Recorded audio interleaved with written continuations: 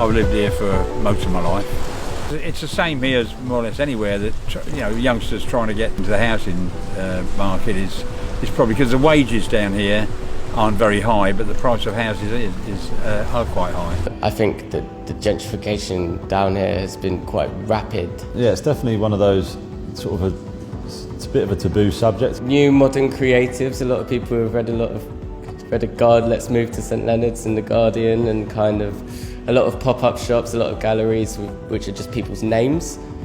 You know what I mean? When people open up a place which is just their name, I think that's quite interesting.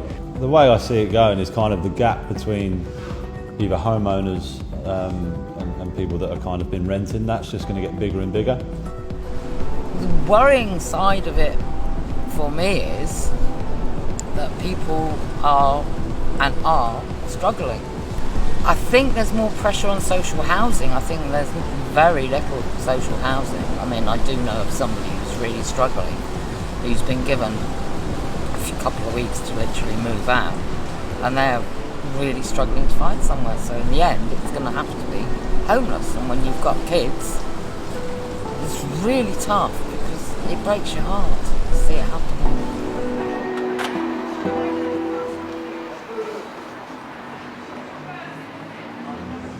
My main gripe is Airbnb holiday lets, because so many people who claim to love this town are actually harming it, I think, by taking houses away from the rental market, pushing up prices for locals that people can't afford. There's a lot of that sort of stuff going on. I know that if there was someone in the old town that had a little council house that they were given by the council, and someone come from London and said, I'll give you 500,000 for it, they probably wouldn't worry about what it done to the town. They'd probably take 500 grand and run. We live in a capitalist system where we all try and get on. And to just blame anyone because they've got on or got money is not the answer. We have to look, it has to go deeper than that. There has to be, for me, restrictions set in by the councils, the government, to stop it happening. A ban on second homes, ideally, but that's not going to happen. You know, we're going to get one of these ghost town situations like you've got in towns in Cornwall. I think some towns have actually taken action and put legislation in place. I don't know what exactly.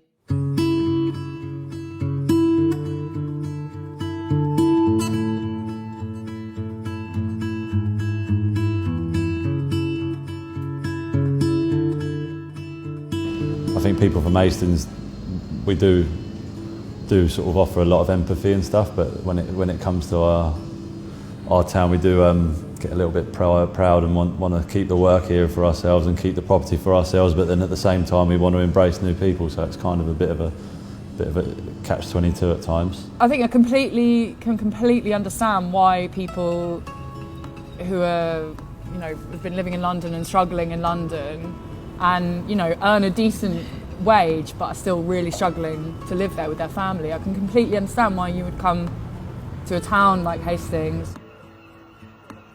I kind of gasp a little bit when people are like, oh, it's so cheap. It's like you hear a lot of Londoners say, oh, you can, it's so affordable down here. And, it's like, I know. For now.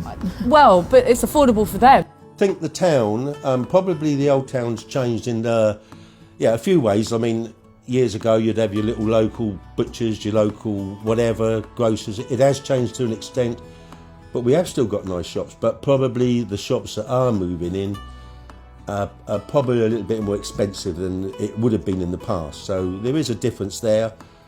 I think the high street has to be really kind of unique nowadays, and you really have to do a mix of everything to also, since we've opened, there's definitely been so many changing shops. There's probably been probably about 20 shops come and go since we've been open, I'd say. I think a lot of people have second homes here as well, so a lot of people live in London and then come and spend the weekends here.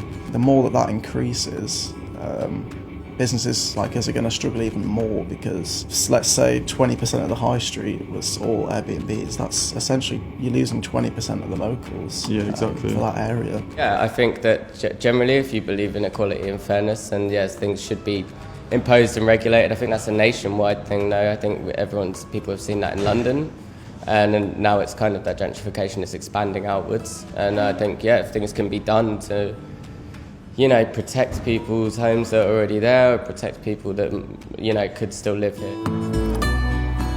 not something that can be resolved easily? Or? Definitely not something that can be resolved Can it easily. be But I think it. resolved? I don't know. I think it needs to be a policy-based solution, really. I mean, the old town is the crux of Hastings. There's no doubt about that. It's a little town nestled in between the east and west hill, so you feel enclosed in this little space. You feel safe there. So I don't think much to change. What we can't do is lose our fishing community. Everything in Hastings, all of it, what we've got, relies on having our fishing community. If that was to leave, or that was to disappear for some reason, and it would be tragedy. That is everything. When you can go and sit amongst them boats in the old town, people can fly aboard, and you can have all these people telling me, you can go here, you can go there, you can see this.